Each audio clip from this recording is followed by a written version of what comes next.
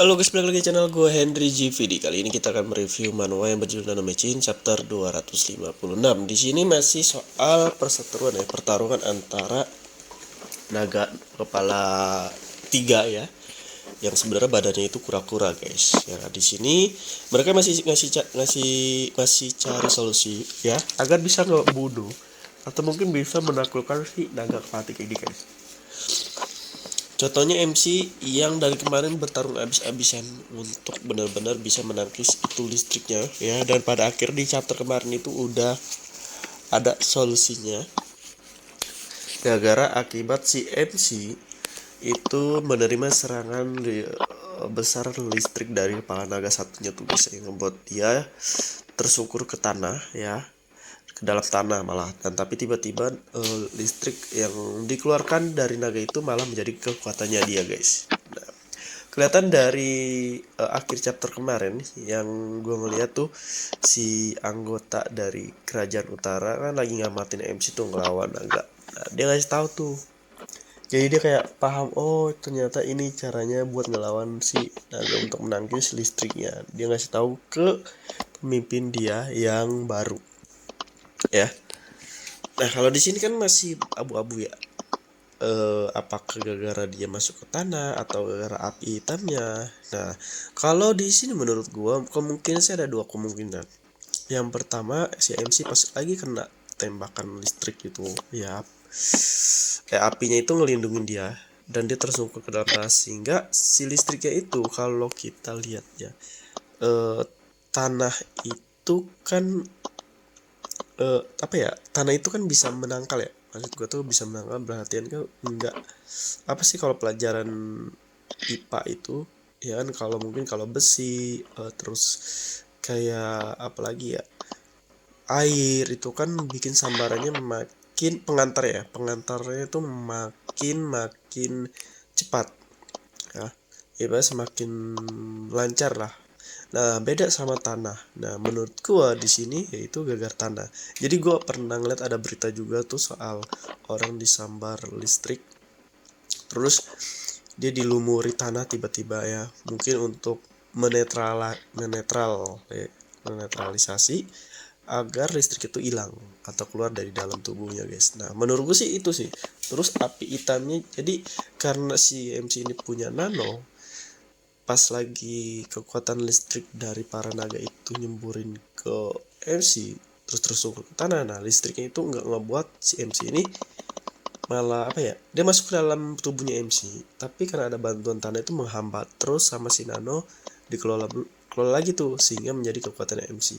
Oke, digabungin dan ngebuat api hitam dari MC makin kuat, yang tadi 100% jadi 400%. Bisa gila amat tuh. Nah, jadi mungkin sih itu ya, kalau kita lihat logikanya ya, pakai logika, karena di kultivasi nano ini sih masih ada kemungkinan logikanya masih main ya, kekuatan masih kekuatan kayak dikit-dikit lah, nggak kayak donga lain yang di luar nalar kekuatannya ya.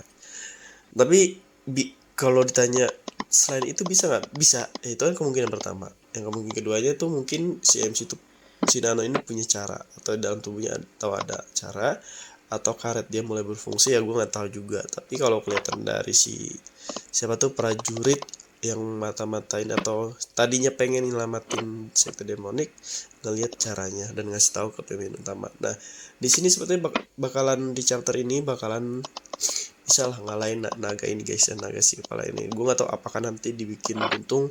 Nah, karena ada bacaan sisiknya bisa ditembus, kemungkinan NC bakalan ngebuat pala naga ini putus ya, bakalan putus.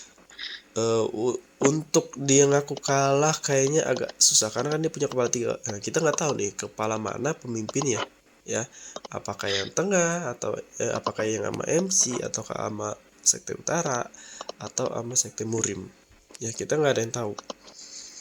Tapi kalau untuk tunduk bisa jadi tunduk asal si naga ini ya, kura-kura berkepala naga ini punya kecerdasan seperti bisa bicara. Tapi gue belum kedengar sama sekali nih di chapter-chapter ini, kayak gue masih ngebayang-bayang nih naga sebenarnya bisa bicara atau enggak ya, atau bisa ngomong atau enggak nih. Mungkin nanti kali ya pas naganya ini terasa mau sekarat ya, mau mati ya, kemungkinan bakalan dibunuh. Bakalan ngomong atau dia nyerah lah bilang sama si MC. Nah kalau dia nggak ngomong apa-apa, tetap kayak asal nyerang sana sini ya, menurut gue bakalan diputus ini palanya dia nih, yang satu ini. Nggak tahu ya sisa duanya, karena di sini MC juga udah tahu cara ngalahin si para naga ini ya. Dan naga ini elemennya itu listrik ya, kemungkinan elemen dari si naga ini bakal diserap sama MC guys. Nah, jadi MC di sini bakal punya kekuatan listrik. Wow, udah kayak Susanoo nih kayaknya nih, bakal jadi Sasuke kedua kayak nih MC kita. Elemennya banyak banget, udah api, listrik, api hitam kan udah kayak apa namanya, Amaterasu ya. Terus apalagi ya, es sebenarnya juga dia punya es, cuma kan karena enggak di air itu kan malah mempercepat pengantar listriknya. Jadi MC nggak dipakai kalau di sini. Mungkin kalau lawannya api tuh, nah ya api merah ya, mungkin es masih agak berguna. Tapi untuk kali ini enggak ya kalau gue lihat. Nah di sini juga menurut gue setelah MC ini ngebunuh ya, misalnya kalau dia berhasil ngebunuh si naga ini, nggak menundukkannya ya, menurut gue dia bakalan maju lagi buat ngelawan naga-naga lainnya dua lagi. Lebih mudah jadinya karena dia udah tahu caranya guys.